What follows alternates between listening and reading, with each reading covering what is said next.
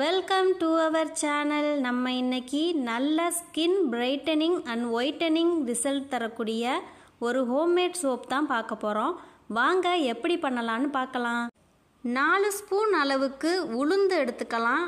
உளுந்து நம்ம ஸ்கின்னை பிரைட்டன் பண்ணி தர்றதுக்கு ரொம்பவே உதவும். இதை நல்லா வாஷ் பண்ணிவிட்டு ஒரு 4 மணி நேரம் ஊற வைக்கலாம். இதை ஊற வைக்கும்போது நல்ல தண்ணியில் ஊற வைங்க. ஒரு 4 மணி நேரம் கழித்து உளுந்து நல்லா ஊறி வந்துருச்சு. இதை ஒரு காட்டன் கிளாத்தில் போட்டு உலர வைக்க போகிறோம். ஏன்னா உளுந்து ஈரப்பதமாக இருக்கக்கூடாது. வெயிலில் காய வைக்கணும்னு அவசியம் இல்லை, நீங்கள் நிழல்லையே காய வைக்கலாம்.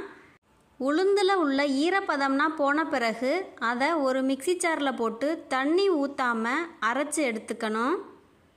இந்த அளவுக்கு அரைச்சி எடுத்தாலே போதுமானது. அப்புறமா ஒரு உருளைக்கிழங்கை எடுத்துக்கலாம். இதை தோல் சீவி இதையும் மிக்ஸி ஜாரில் போட்டு தண்ணி ஊற்றாமல் அரைச்சி எடுத்துக்கணும். உருளைக்கிழங்கு நம்ம ஸ்கின்னை நல்லா பிரைட்டன் பண்ணி கொடுக்கும். உருளைக்கிழங்கு சாறை நம்ம அரைச்சி வச்சுருந்த உளுந்தோட கலந்து மிக்ஸ் பண்ணி எடுத்து வச்சுக்கரலாம். இப்போது ஒரு கடாயில் தண்ணி ஊற்றி ஹீட் பண்ணி வச்சுக்கணும்.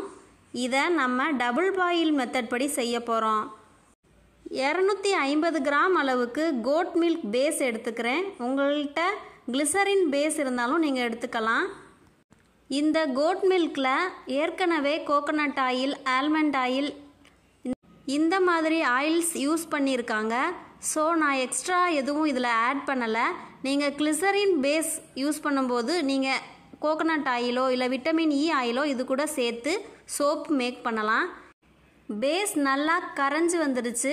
இந்த நேரத்தில் நம்ம உளுந்து பொட்டேட்டோ மிக்ஸை இது கூட மிக்ஸ் பண்ணி நல்லா கட்டி இல்லாமல் கிண்டி விட்டுக்கிறணும். இதில் கட்டி விழுகக்கூடாது. இதை கொஞ்ச நேரம் கலந்து விட்டுட்டு இறக்கிடலாம். இதை அப்படியே சூட்டோட நம்ம சோப் மவுல்டில் ஊற்றிடலாம்.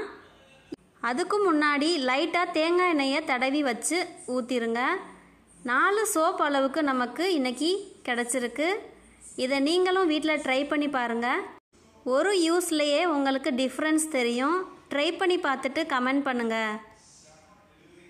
இதை அப்படியே கைப்படாமல் வெளியிலேயே ஒரு 5 மணி நேரம் வைத்து எடுத்திங்கன்னா உங்களுக்கு சோப் ரெடி ஆயிரும். அப்படி இல்லைன்னா ஃப்ரீசரில் ஒரு 2 மணி நேரம் வச்சு எடுத்திங்கன்னா உங்களுக்கு சோப் ரெடி ஆயிரும்.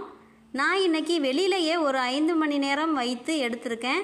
பாருங்கள் சோப் எப்படி அழகாக எடுத்துகிட்டு வருதுன்னா. இது மாதிரி நீங்களும் ட்ரை பண்ணி பாருங்கள்.